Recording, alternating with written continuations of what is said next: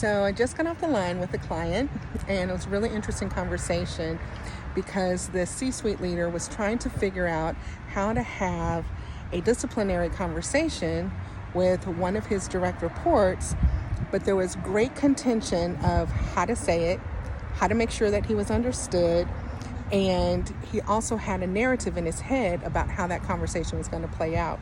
So I gave him a model, and it's called as if. And that is, what is the action that you want the employee to take?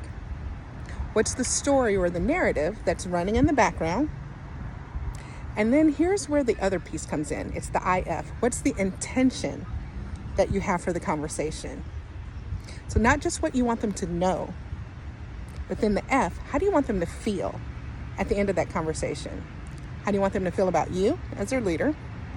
How do you want them to feel about the organization? How do you want them to feel about those values that are posted on the walls? And how do you want them to feel about themselves? And have the conversation from that vantage point. Now, one of the challenges is that takes a lot of time and it takes a lot of intentionality.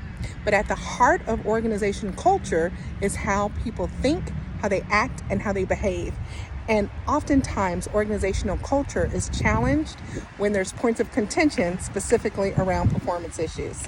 So for more tips, follow. Love to hear your thoughts.